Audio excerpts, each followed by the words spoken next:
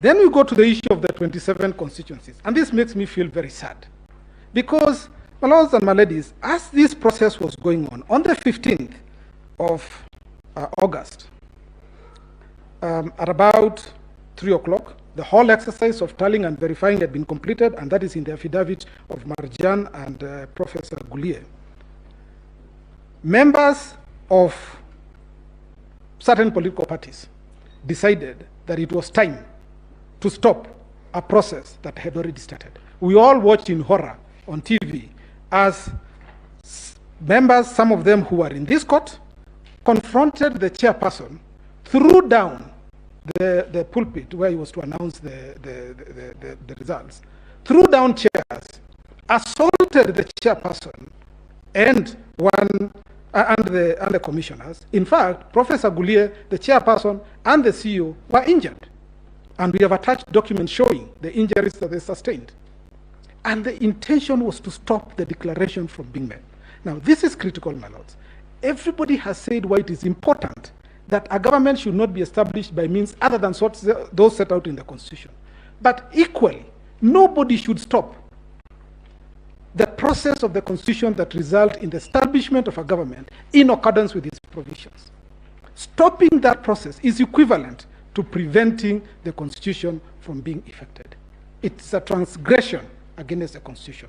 And it cannot fall from the lips of those people who tried to stop that process to come before you and say the results of 27 constituents were not publicly announced, and yet you know you are the one who precipitated a situation where there was disorder, there was chaos. And this chairperson and the members of the commissions were now in fear for their lives. How do you tell them to still turn up and come and undertake an act that you have prevented from happening?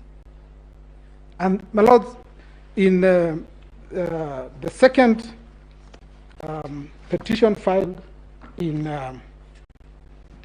2017,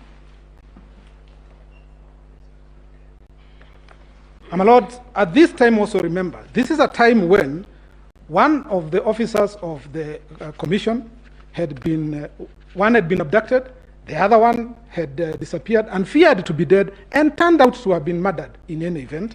This is the situation that was prevailing at that time. My lords, faced with this situation, this court in 2017 in the repeat election was categorical that you cannot foment trouble, you cannot foment chaos, and then try to use the chaos as your reason, or the non-performance of an act because of the chaos, as the reason to come before this court for relief. My lords, it is critical that it becomes clear to political leaders that the decision as to who will be the leader of this country is made at the polling station. The agents, the commission agents who declare the results are just doing their job. If there is a problem, if the numbers of the votes that you got are not enough, the problem is not at the declaration. The problem is with the people who you did not persuade to vote for you in sufficient numbers. That is where the problem is. You cannot come to threaten members of the commission for purposes of them living in fear and refusing to do what they're required to do under the Constitution, and thereby enable you achieve a political purpose.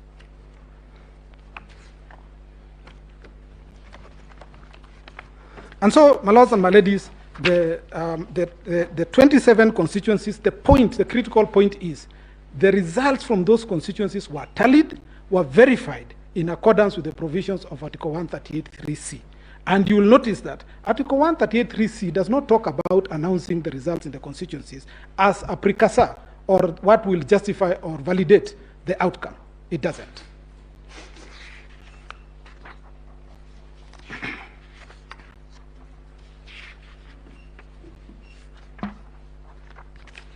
Lord, the next area that I just want to quickly go into, and I will just mention this in passing, the purposes for which we come to this court is that once they have made a decision, we don't revisit it.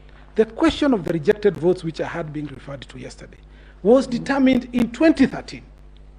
In 2017, Raila won, 2017, the issue again was raised, and this court said with finality that the only votes that will count are those votes that are valid. It's just valid votes. A vote that is rejected, a vote that is spoiled, does not express a choice, and therefore cannot count for anything. This court pronounced itself again in 2017. My lords, we cannot keep coming back before you and asking you the same question. You have answered it twice. I don't think I need to say more about it.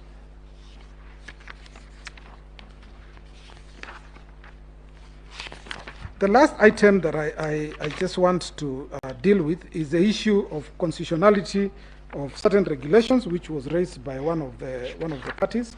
My lords, all I need to say about this again is that the provisions, these regulations, were promulgated on 27th of April 2017. They were the ones that were used for purposes of conduct of the 2017 election, first one, and of the repeat elections. No one has ever complained about those regulations. No application has ever been filed regarding the constitution.